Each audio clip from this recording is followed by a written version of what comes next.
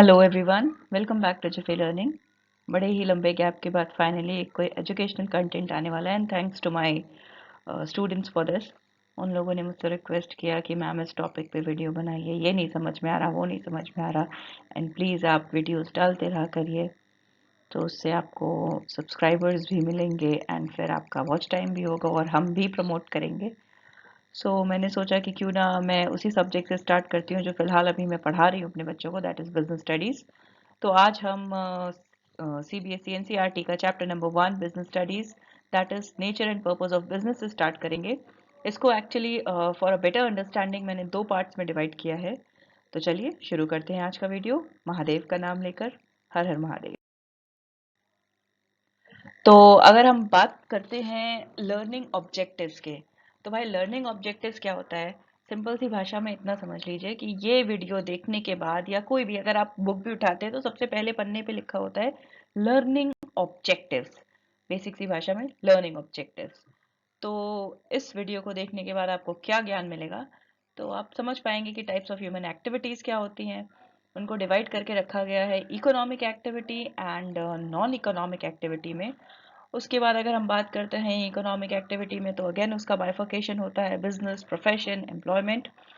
फिर हम पढ़ेंगे कैरेक्टरिस्टिक्स ऑफ बिजनेस के बारे में। फिर थोड़े बहुत ऑब्जेक्टिव्स डिस्कस करेंगे कि बिजनेस करने का उद्देश्य क्या होता है। तो अगर उसको भी देखें तो यहाँ पे 3 बाइफर्केशन होते हैं, इकोनॉमिक ऑब्जेक्टिव्स होते हैं, सोशल ऑब्जेक्टिव्स होते हैं एंड इंडिविजुअल ऑब्जेक्टिव्स होते हैं। अब हमने बिजनेस तो स्टार्ट कर दिया, पर इस बिजनेस में प्रॉफिट का रोल क्या होता है वो भी हमें इस वीडियो से पता चलेगा। And last but not the least, business किया है तो बिजनेस तो ऑब्वियस सी चीज है यार, जहाँ पैसा लगाते हैं उसमें रिस्क तो होता ही है, और जहाँ रिस्क है बस वहीं तो इश्क है। चलिए let's move forward to the next slide. तो सबसे पहले हम शुरुआत करते हैं एक्टिविटीज, जिनको हम डिवाइड करते हैं 2 टाइप्स में, that is economic and non economic. तो अब इकोनॉमिक एक्टिविटीज क्या होती हैं?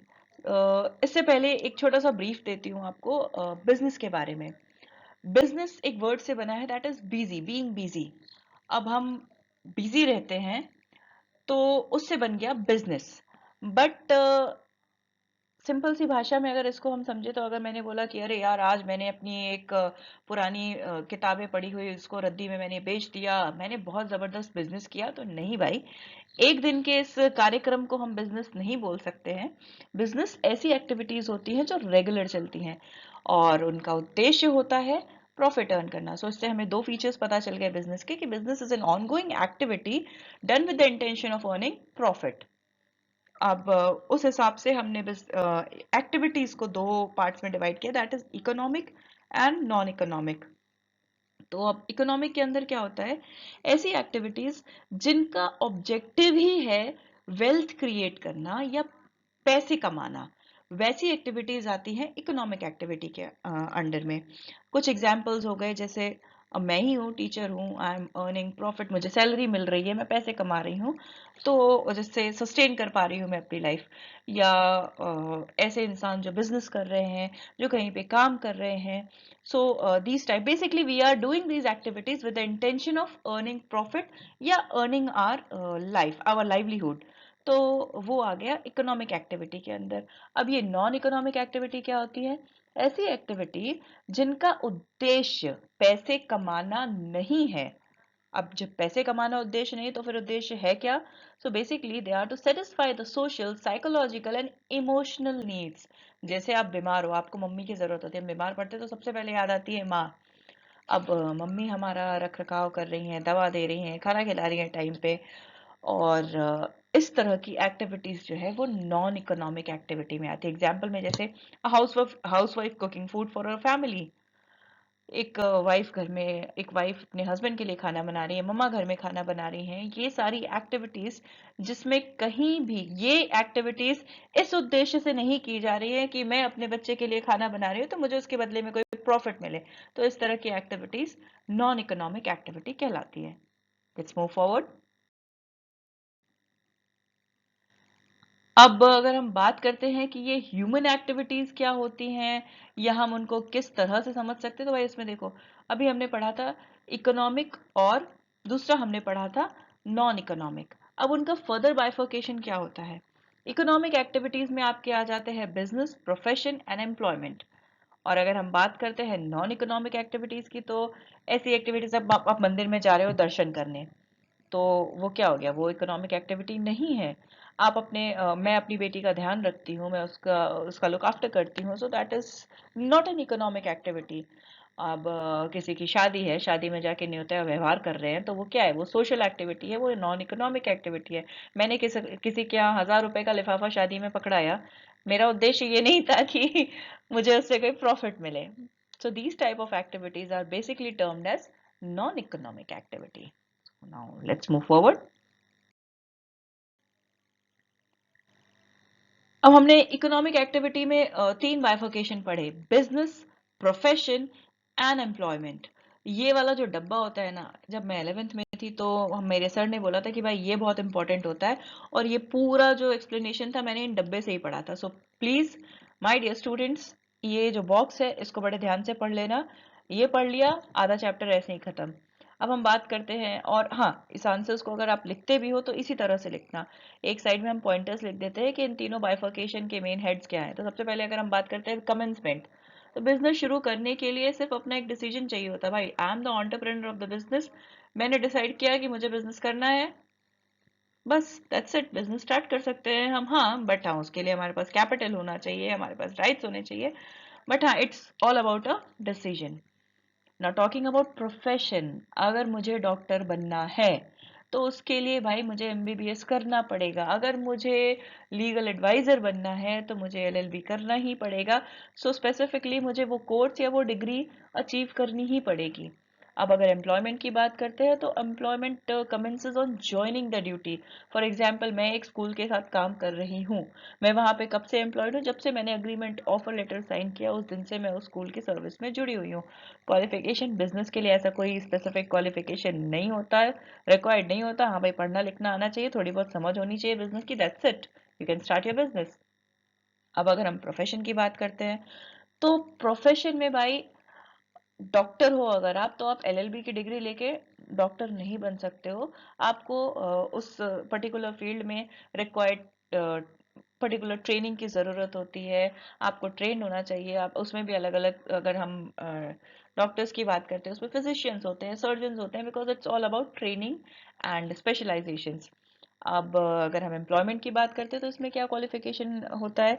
It depends upon the requirement of the job. अब अगर मैं किसी मल्टीनेशनल कंपनी में जा रही हूँ तो वहाँ पे क्या रिक्वायरमेंट है, मैं स्कूल में पढ़ाने जा रही हूँ वहाँ, तो वो basically job to job vary करता है। इन्वेस्टमेंट, सो अंडर बिजनेस यहाँ पे क्या होता है? It depends upon the size या स्केल ऑफ बिजनेस, जितना बड़ा बिजनेस उतने ज़्यादा इन्वेस्टमेंट। प्रोफेशन में क्या होता है?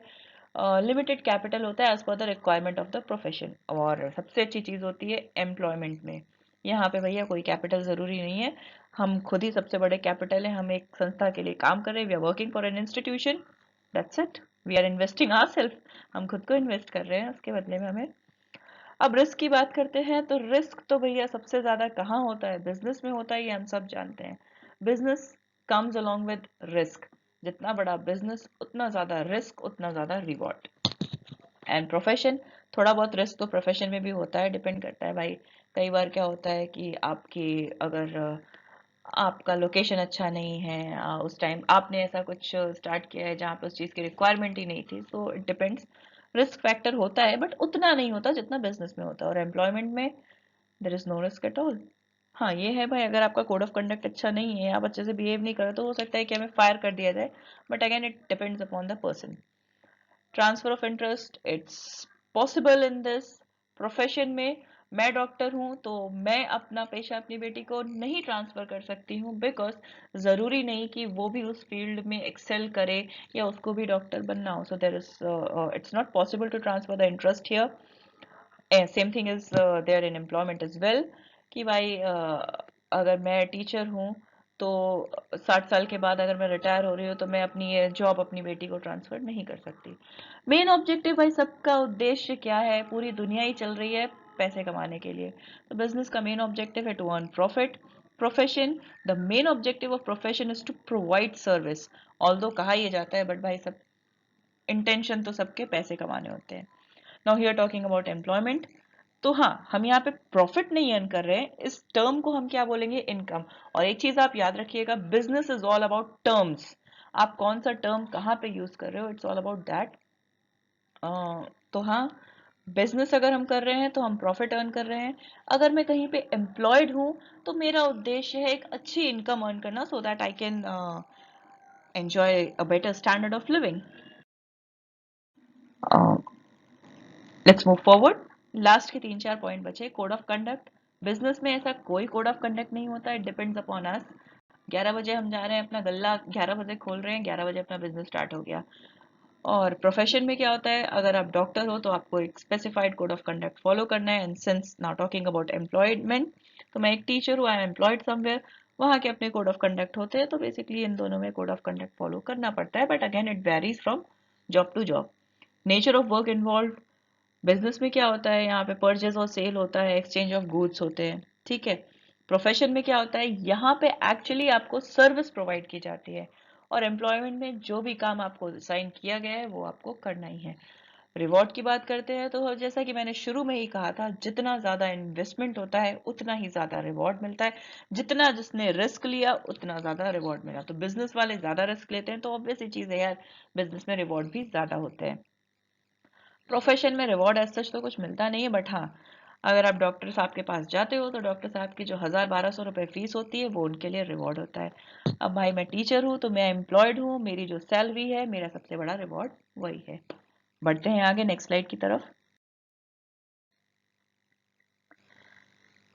तो अब इस स्लाइड में हम बात करेंगे कैरेक्टरिस्टिक्स ऑफ बिजनेस। अब भाई बिजनेस के कैरेक्टरिस्टिक्स क्या होते हैं हम उसको डिस्कस करेंगे। अब जब जहां भी बात आती है कैरेक्टरिस्टिक्स की, तो मेरा तो मानना ये है, अगर आपने किसी चीज के कैरेक्टरिस्टिक्स बड़े ध्यान से पढ़ लिए और समझ लिए तो उसके बाद आप उसका मेरिट डिमेरिट दुनिया भर की सारी चीजें अपने आप बना के लिख सकते हो। It's all about how sharply and how quickly you right the answer, how you frame the answer. That's it entirely depends upon your writing skills. आपकी राइटिंग स्किल्स जितनी अच्छी है उतने अच्छे मार्क्स आपको बिजनेस स्टडीज में मिल सकते हैं। तो अब अगर हम बात करते हैं बिजनेस की, बिजनेस का कैरेक्टर कैसा है या उसका कैरेक्टरिस्टिक्स कैसे हैं, तो भाई सबसे पहली चीज तो ये है कि बिजनेस एक इकोनॉमिक एक्टिविटी होती है। अब इसको इकोनॉमिक एक्टिविटी क्यों बोला गया है, बार बार वही टर्म आ रहा है भाई, क्योंकि इसको करने का उद्देश्य ही क्या है, to earn profit. Since the basic motive behind doing a business is to earn profit, that's why business is termed as an economic activity. अब क्योंकि इकोनॉमिक एक्टिविटी है, इसको करने का उद्देश्य प्रॉफिट ही है, तो अब इसमें होता क्या है, it's basically all about production and purchase of goods and services. हम प्रोड्यूस करते हैं, हम सप्लाई करते हैं। क्या सप्लाई करते हैं, goods and services to the desired customers या कंज्यूमर्स। बाइंग एंड सेलिंग होती है। एंड देन, हाँ, एक चीज जो पॉइंट मैंने शुरू में ही बोला था कि बिजनेस में कंटिन्यूटी बहुत मैटर करती है। कि एक दिन में अगर हमने कोई एक्टिविटी की, फॉर एग्जांपल आज मैंने रद्दी उठा के कबाड़ी वाले को बेचा, तो वो बिजनेस नहीं है।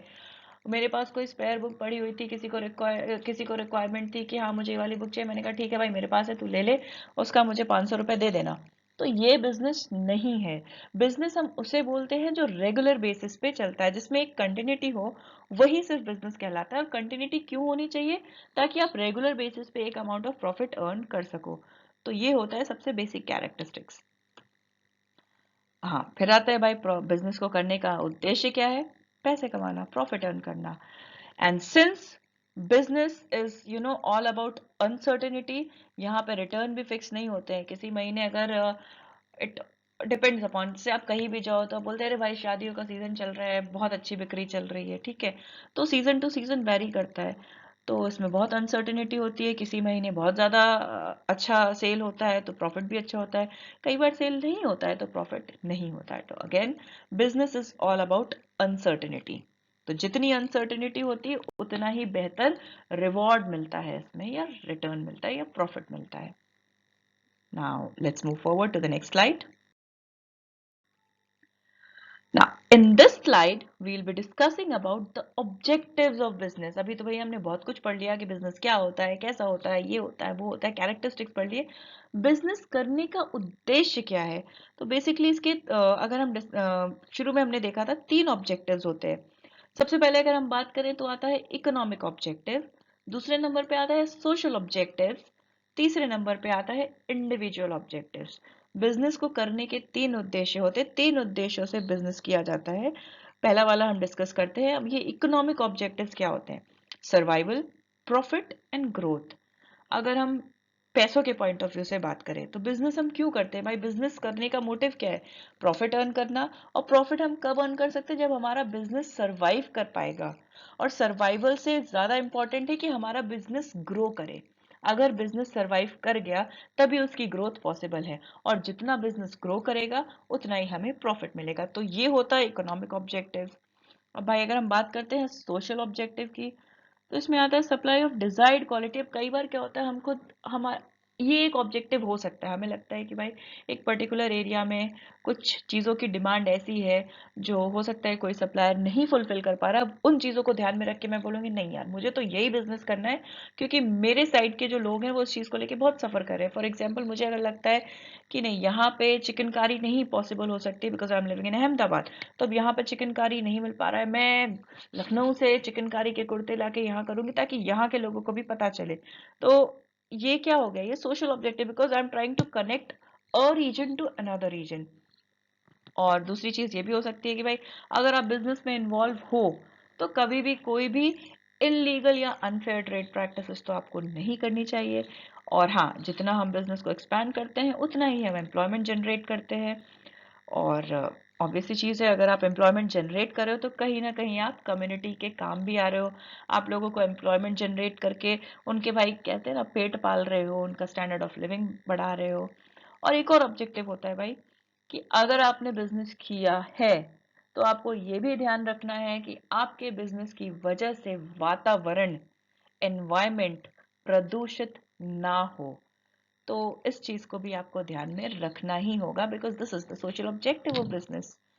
नाउ मूविंग फॉरवर्ड, हम बात करते हैं इंडिविजुअल ऑब्जेक्टिव क्या होता है भाई। एज एन इंडिविजुअल अगर मैं कहीं पे काम कर रही हूँ तो मेरा तो बस यही है कि अच्छी तनख्वाह मिलनी चाहिए, मेरा खुद का ग्रोथ होना चाहिए।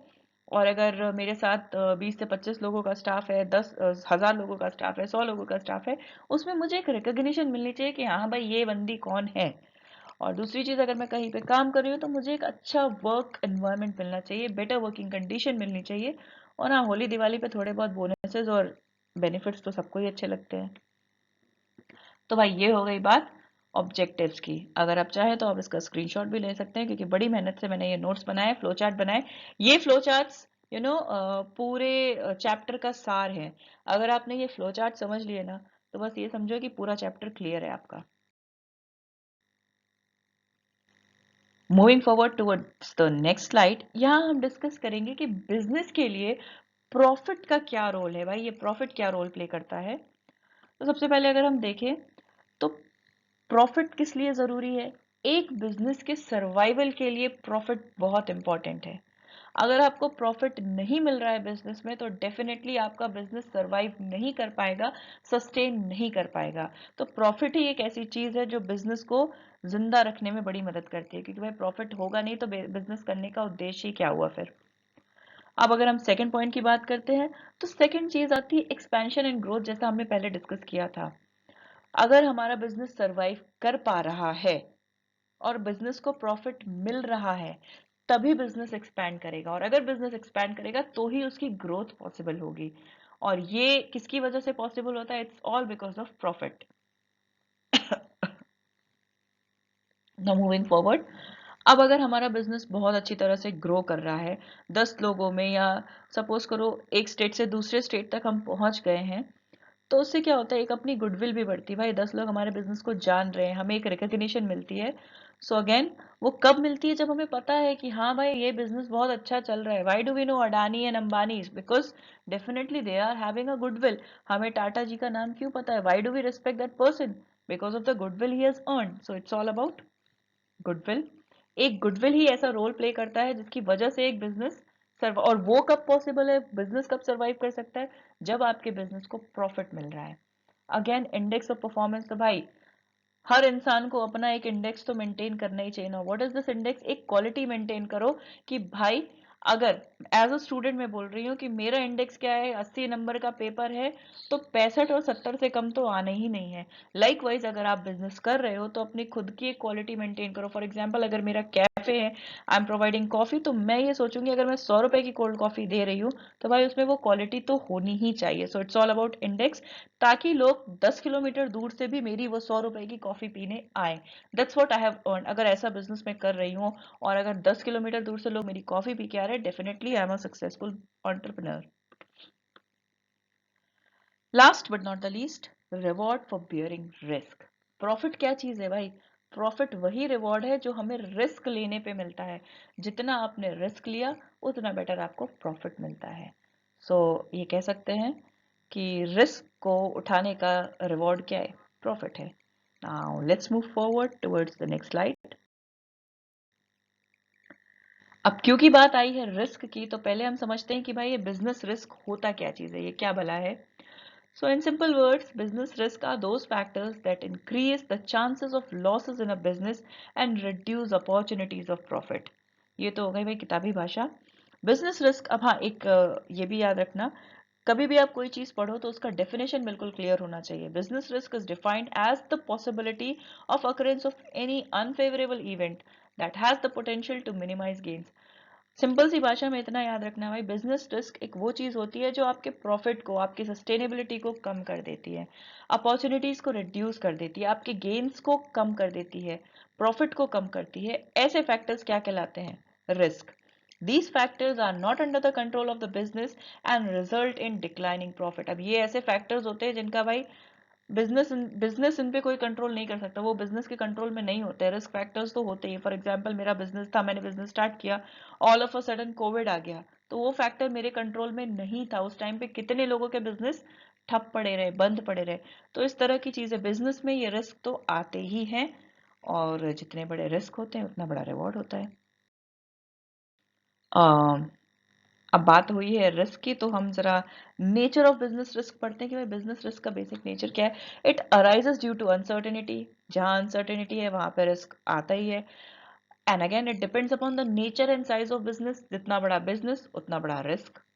Essential part of every business यार, कोई भी बिजनेस बिना रिस्क के तो भाई पॉसिबल ही नहीं है। अगर आप ये सोच रहे हो कि मैं बिजनेस कर रहा हूँ, ये बिजनेस करता हूँ, उसमें रिस्क कम है, तो ऐसा कुछ भी नहीं होता। हर एक बिजनेस में रिस्क होता ही होता है।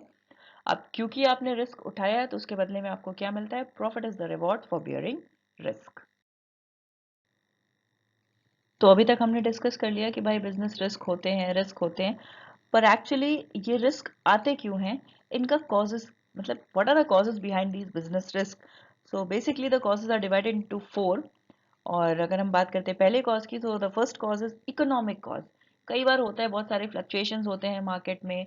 बहुत इवन हो सकता है कि एक टाइम पे अगर मैं एंटरप्रेन्योर हूँ तो ज़रूरी नहीं कि भाई मेरी भी सिचुएशन हमेशा एक जैसी रहे। तो ऐसे बहुत सारे फैक्टर्स होते हैं जो again are the reason for business risk. फिर आते हैं भाई ह्यूमन कॉजेस। उसमें भी होता है, कई बार किसी की डेथ हो गई, कोई बिजनेस, अभी हम एग्जांपल लेते हैं सीसीडी का। एक टाइम पे सीसीडी बहुत ही ब्लूम कर रहा था, but all of a sudden कुछ ऐसे सर्कमस्टांसेस हुए, नहीं सरवाइव कर पाया, and the business is all about it's on the verge of extension. फिर होते हैं नेचुरल कॉजेज। अब सुनामी आ गई, अर्थक्वेक आ गया, बिजनेस चौपट ठप हो गया, टूट गए, सारी दुकानें विकानें ढल गई अर्थक्वेक में, तो वो अपने कंट्रोल में नहीं है। So these are actually natural causes जो कि बहुत बड़े थ्रेट होते हैं एक बिजनेस के लिए। फिर अगर हम बात करते हैं फिजिकल कॉजेज, कई बार क्या होता है, हमारा कोई सामान रखा हुआ है, सपोज अगर मैं किराने वाले भैया की बात करती हूँ, उनके बहुत सारा सामान स्टोर है, चूहे आ गए खा गया, इस तरह के बहुत सारे डैमेजेस होते हैं। तो अगेन ये जो जितने भी डैमेजेस हैं, लॉसेस हैं, यही कॉजेज होते हैं बिजनेस रिस्क के। अगर आपने बिजनेस किया है तो इन सारे फैक्टर्स को आपको ध्यान में रखना पड़ेगा, क्योंकि कहीं ना कहीं ये जो छोटे छोटे फैक्टर्स हैं ये आपके बिजनेस को बहुत हार्म पहुंचा सकते हैं, क्षति पहुंचा सकते हैं। Now let's move forward towards the last slide. So in this slide we'll be discussing about the types of business risk। अभी तक हमने पढ़ लिया कि business risk होता है, what is this, definition पढ़ा, हमने पढ़ा कि उसके causes क्या हो सकते हैं, मतलब क्यों होता है business risk। अब हम पढ़ते हैं कि types of business risk।